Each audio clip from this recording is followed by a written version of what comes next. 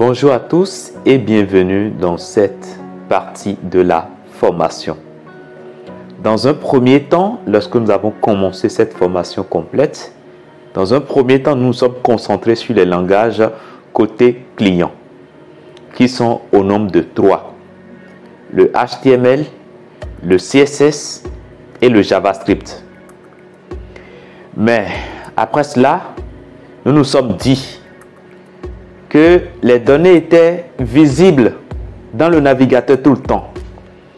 Et cela ne nous permettait pas de gérer la sécurité de nos données.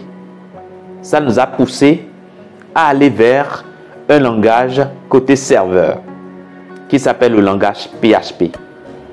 Grâce à ce langage, on peut manipuler des données sur le serveur et ne renvoyer au client que les données que nous jugeons nécessaires.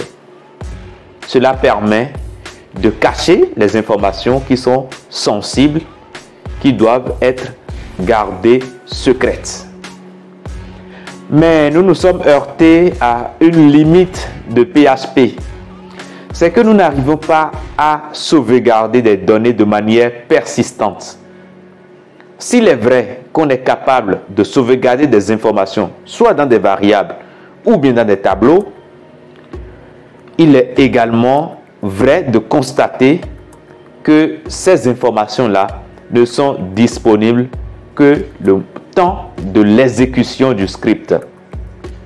Quand le script finit, eh bien, on n'a plus accès à ces données.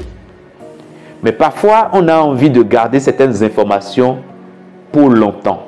C'est le cas, par exemple, lorsqu'un utilisateur vient sur votre site et crée un compte. Vous aurez envie de garder ces informations pour lui permettre de se connecter lorsqu'il va revenir dans 2 jours ou bien dans 3 jours. Avec PHP seul, on ne pourra pas garder des données de manière persistante sur une longue période. Et donc, c'est cela qui va nous amener dans ce module de cours à aborder les systèmes de gestion de bases de données, les SGBD. Il en existe beaucoup, mais nous allons nous concentrer sur le plus populaire, le système qui est enseigné dans la plupart des universités du monde et le système qui est également utilisé dans la plupart des entreprises, que ce soit en Europe, aux États-Unis, en Afrique ou en Asie. Nous allons nous concentrer sur l'apprentissage du système de gestion de base de données MySQL, compte tenu de sa popularité, mais compte tenu également de sa rapidité en matière de stockage, de manipulation de données.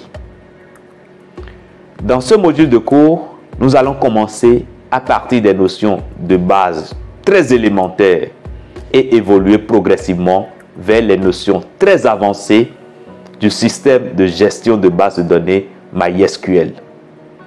Si vous êtes prêts pour suivre cette formation avec moi, allons-y tout de suite, ne perdons pas du temps. Merci